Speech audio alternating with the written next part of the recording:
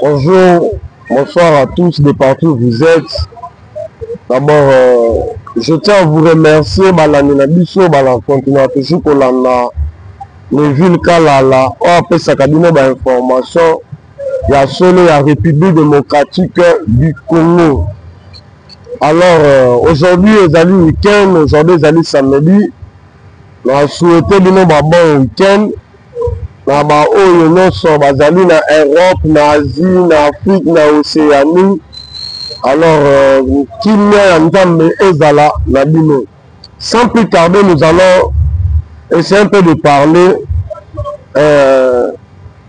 par rapport à la décision du président ya Kenya, Otobeni, président Uhuru, oyo à mettre consul ya Kenya na Goma.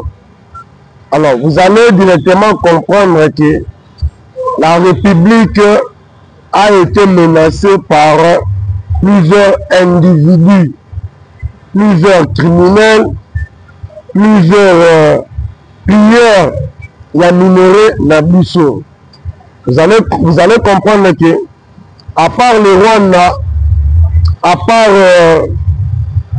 ma pays, sous l'Ouganda, plusieurs pays menacent la République démocratique du Congo. Donc, en détail, pourquoi le président de Kenya a eu décision. Vous vous rappelez, ça fait au moins un mois passé, au service de sécurité interpellé qui a béni ancien ministre Yamin Martin Kabouleni. Donc, pourquoi il a été interpellé? Parce qu'à l'époque, il y a un régime passé dirigé par M. Kabila. C'est lui qui fut ministre Yamin. Alors, dans le passage du ministère Yamin, le régime actuel pense que le régime actuel avait compris que M. Martin Azalaki dans le régime de M. Kabila. Alors, dans le régime de M. Kabila, donc c'est lui qui avait livré des titres miniers dans l'entreprise ébélée, dans l'individu ébélé. Alors, il devait quand même clarifier sur les titres miniers ébélés où il y a Pesaka Batu. Il y a un service à sécurité, c'était pas une arrestation, c'était pas une manière acharnement ou bien parce qu'il avait travaillé avec M. Kabila. Il ne faut pas traumatiser, non, c'était juste que la République avait besoin d'informations vraies par rapport à titre minier la République démocratique du Congo. Voilà, quand on va voir M. Martin service, nous aurons appris qu'il avait livré des informations graves.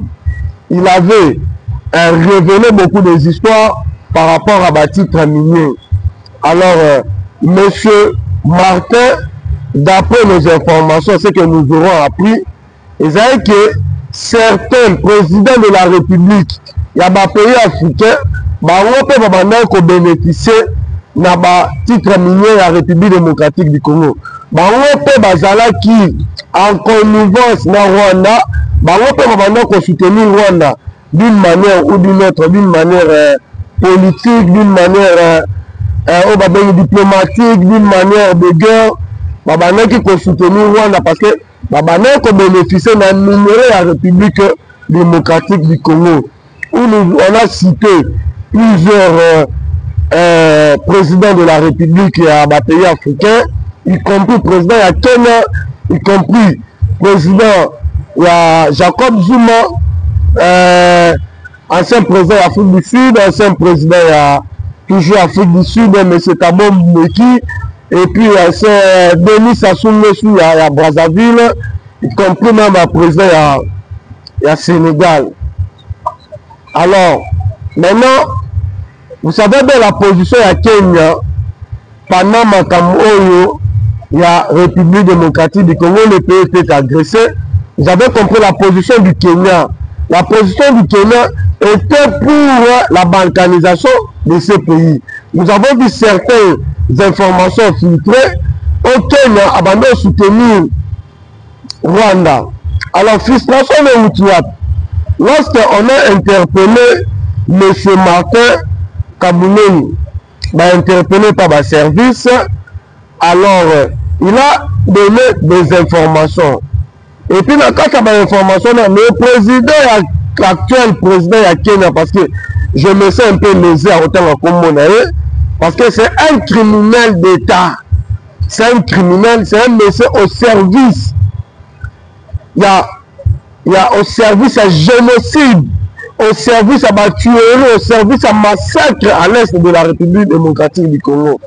Alors, pendant que les services ont travaillé sur les dossiers, les services ont tombé sur de véritables preuves que ce monsieur détenait des carrés miniers en République démocratique du Congo. Alors voilà, il fallait que botte la bango titre na bango et va nous permettre bango pour que va vendre légalement minerai à République démocratique du Congo. Nous n'allons pas à soutenir le président de la République Félix Antoine Tshisekedi Tshilombo parce que nous comprenons que le pays était notre pays.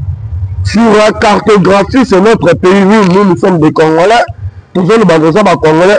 Mais on ne bénéficiait pas des avantages en République démocratique du Congo.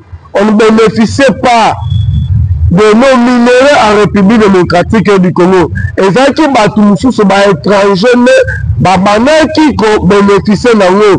Voilà pourquoi l'actuel président de la République démocratique, Félix Antoine Tshisekedi Tshilombo, il a mis en avance d'abord le patriotisme. Il a dit que non, le droit, il y a minéraux à Congo, il faut un zone là, la République démocratique du Congo. Souvenez-vous, avec notre forêt équatoriale, lorsque Babandeko a organisé ma conférence internationale, COP20, tout ça, pour parler de forêt, ce n'était pas la RDC qui était représentée, c'était ma pays, mais grâce au président de la République, Félix Antoine Tshisekedi, nous avons vu que nous-mêmes, nous sommes mis sur la table de négociation pour parler de notre forêt. Ce n'était pas que Batumsou soit qui est là, ma forêt, la bicho, autant la Moukana Tongo, au moins Afrique du Sud, à Alobela, Bakamou, il y a forêt, la bicho. C'est de la même manière, avec même l'Angola, pétrole ou pétrole ou océan ou Angola exploitaka. Le président de la République avait déjà abordé cette question avec le président angolais pour nous dire que nous aussi nous devons tirer bénéfice. On a vu ça avec Lac Albert. Oh, il va exploiter le gaz. Les Français voulaient exploiter cette gaz avec l'Ouganda sans pourtant concerter la République démocratique du Congo, sans pourtant consulter la République démocratique du Congo. Voilà maintenant, vous comprenez que nous, c'était notre pays, mais on ne tirait pas bénéfice de beaucoup des histoires. C'était plus ma pays, les étrangers, ma pays, limitrophe, on a retiré dividende dans ma Makambu. Voilà. Alors voilà que l'actuel président de la République démocratique du Congo, Félix Antoine Tshisekedi, un monsieur très courageux, un président courageux qui dit non, il faut affronter Bilo. Alors, le président dit qu'il faut affronter Bango.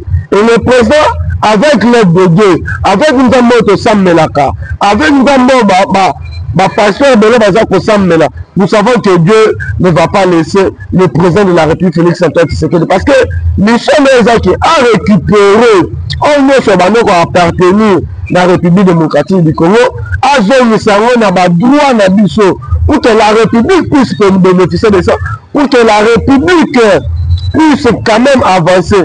Si vous vous rappelez bien, ce qui est gagné dans la loi, vous allez comprendre que la République démocratique du Congo, biso bako exercer pas une forte pression pour te faire la taxe. Parce que déjà, une partie de la taxe, et ils aura déjà payé par la minéraux na biso. Donc la population congolaise, il ne faut pas profiter à la minéraux na bango. Par rapport à la pays, nous sommes vraiment dans la taxe. Donc c'est dans ce sens-là. Donc vous allez comprendre. Voilà maintenant que le président Ouru et le président William Ruto, plutôt, je m'excuse, c'est le président William Ruto. Le président prend le courage de mettre un consul à Goma. Il y a deux objectifs. Il y a un consul dans un autre pays. C'est-à-dire quoi? C'est-à-dire nous servir pour que les documents na pays à l'aise. Ça sert à une coopération, ça sert à transmettre de ce qu'on appelle de correspondance officielle. Voilà, il place ça dans un pays où le M23, l'AFC et le Rwanda, tous ces pays sont condamnés par la communauté internationale, sont condamnés par la France, ils sont condamnés par les États-Unis, le Canada, même la Russie elle-même. Voilà pourquoi ces pays bazali condamné l'agression rwandaise, où ils disent que le Rwanda agresse la République démocratique du Congo avec ces motifs que nous allons citer, le Rwanda, le M23. Et moi j'ajoute la 5 ans parce que comment nous pouvons nous expliquer, comment nous pouvons expliquer à cette génération que le pays est agressé, que Moni Ambongo na Rwanda, sans pourtant interpeller le président de Rwanda pour lui faire voir que voilà les organismes internationaux bazali condamné yo. Mais pourquoi tu ne t'expliques pas? Mais nous avons compris la complicité de la Senko. La Senko a resté taiseux. La Senko n'a pas réagi. La Senko est restée très taiseux dans cette affaire. Voilà, mes chers compatriotes, moi c'est Neville Kalala. Si vous voulez me contacter, vous allez toujours me contacter à mon numéro plus 243 944 76 24. Donc plus 243 944 76 24. Voilà, le président William Ruto prend le luxe de faire cela. Le président est frustré par rapport à la titre terminé na ye. Oyo Fachi Aboteli. Alors, pour nous exprimer mes contentements, pour nous exprimer frustration, il faut soutenir M23, il faut soutenir AFC. Parce que Aza paraît na bango. Parce que Aza paraît na bango. Il y a même qui soutient na bango pour que va payer minéraux na RDC. Voilà pourquoi leur plan était que ceux qui vont reçu Koya na capitale, s'ils avaient reçu leur coup, il y a qu'on renverser le régime, qu'est-ce qu'ils allaient faire? Ils allaient, dans un sens, de chercher à placer leur frère Tutsi ici, en République démocratique du Congo comme président, pour qu'ils servir un avantage. Il y a un avantage ébélé. Voilà pourquoi nous demandons à l'Éternel d'être puissant. Il y a aussi toujours le thème, il y a l'actuel président, il y a États-Unis Donald Trump, parce que si il s'implique d'une manière officielle dans RDC, je vous dis que beaucoup des histoires vont changer parce que nous aurons une meilleure armée, bien équipée. Il y a aussi que tous les pays limitrophes sont souvenez-vous même la Tchad alliance la biso guerre ya mai na biso azwa batuyo a côté na fleuve Congo et même madame Tchad pour que a bénéficier na mai na biso sans il voulait faire ça par force. Imaginez un peu comment la RDC est attaquée, comment la RDC a plusieurs histoires à défendre. Il y a un Congolais place aux alliés aux Congolais, au fond de menu, moi soso, moi poulet mayo, au menu moi de castel, moi chéri Mopandi, on a dit qu'il y a la boni, il y a bonité, il y a cause à bonité, vu à Congolais et cause à bonité. Par rapport à la richesse de ce président, vu à Congolais et cause à bonité. Vu à Congolais, il faut être à la meilleure vie à Congolais, il faut eza vie moko ya luxe.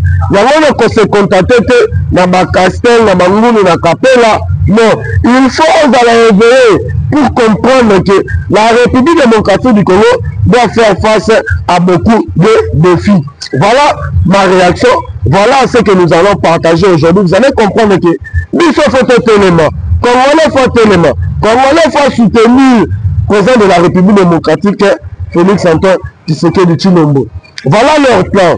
Dans le tout, il va former bloc Nabango pour renverser l'actuel président de la République.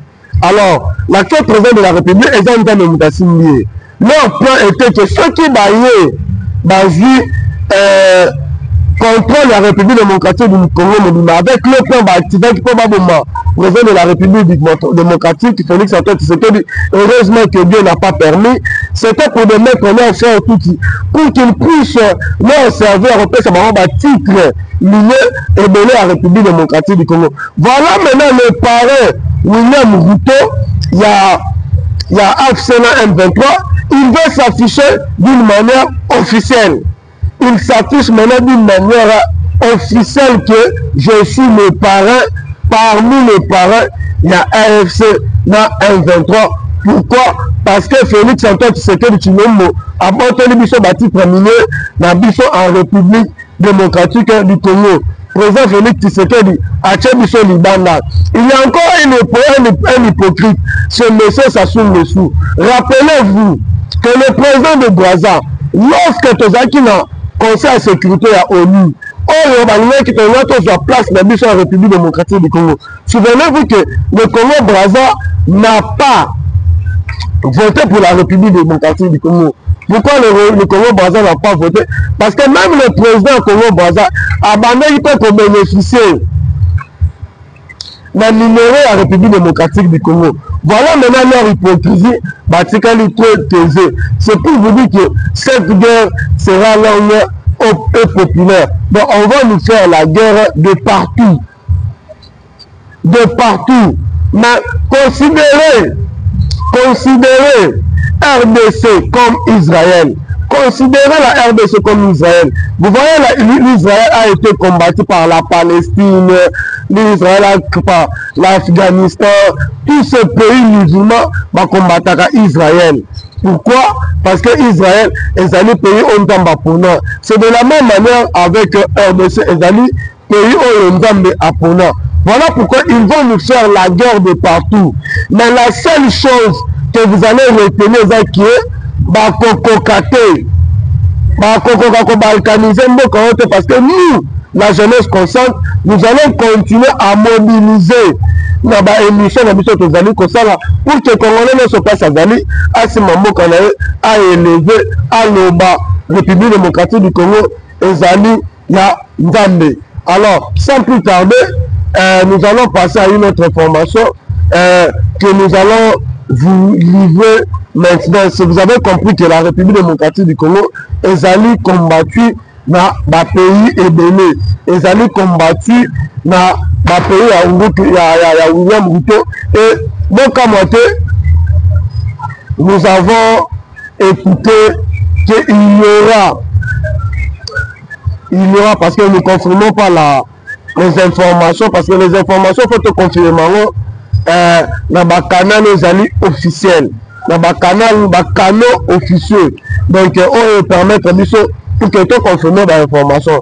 Nous avons entendu que monsieur l'ancien président de la République démocratique du Congo, Joseph Kabila, a co-organisé ma consultation dans le pays au Sénégal. Oyo akoyamba ba opposition. Maintenant, pourquoi à ça là au Sénégal? Il faut comprendre pourquoi à ça là au Sénégal.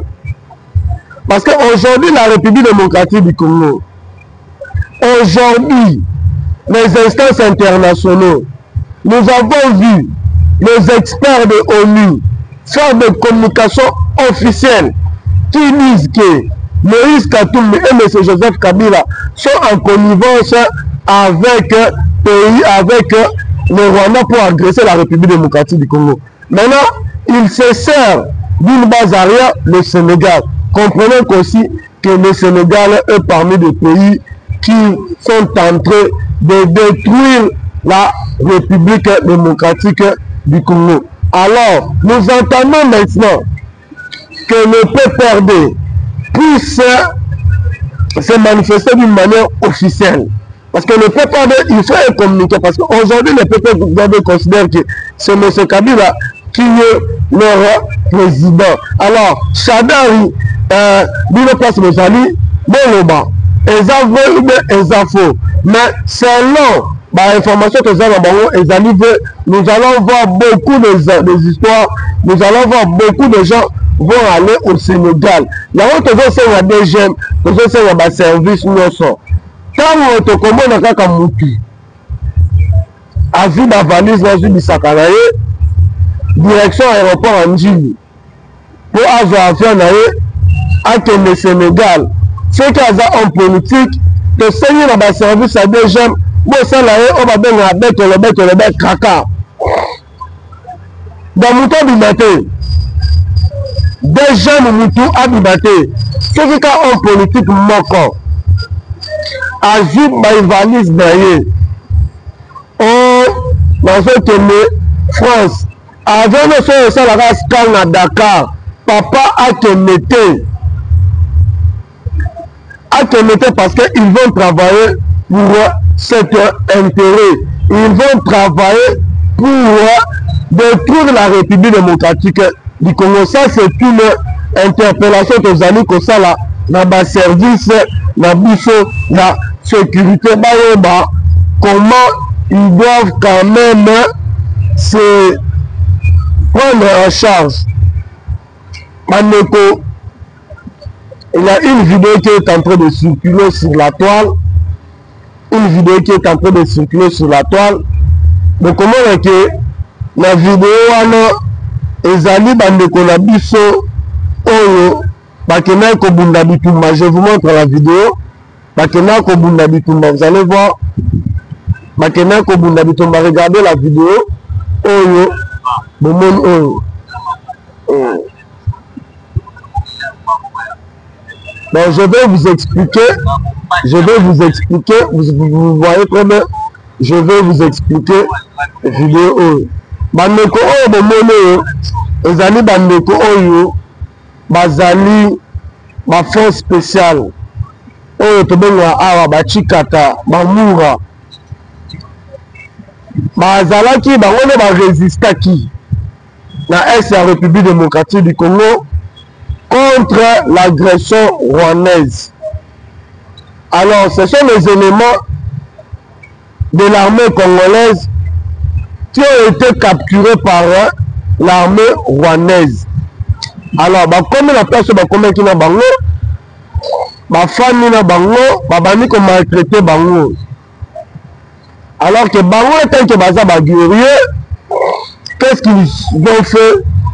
Ils ont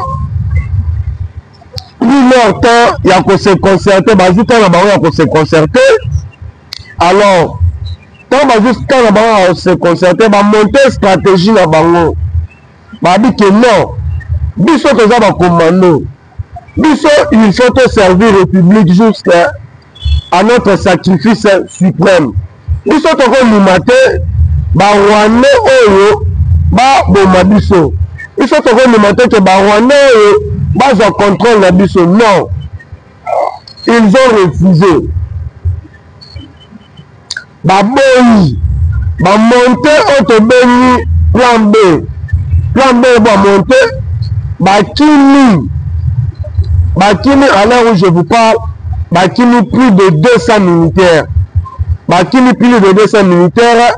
Et puis, grâce à ma patriotique, grâce au patriotisme de mes frères qu'on appelle Wazalendo, va servir la coquille à Bango, va aider Bango avec l'aide d'un général, autant comme on a été, va servir Bango, va aider Bango la coquille. Aujourd'hui, ils sont dans le bon main. Mais selon mes autres informations,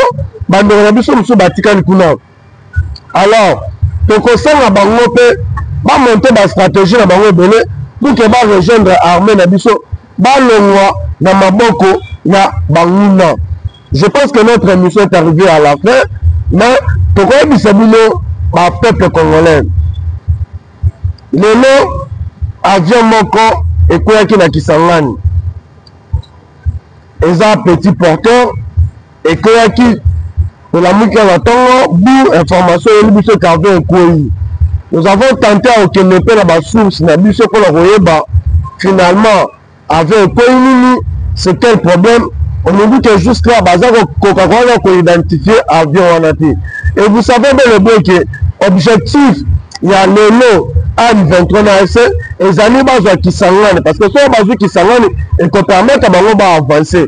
Alors bazali ko monter ba mécanisme nyonso en place pour que bazwa toujours Kisangani parce que le même jour hier avant qu'il y avait le coup lelo c'était hier au moins nous avons compté au moins de 400 civils qui ont été tués par ADF.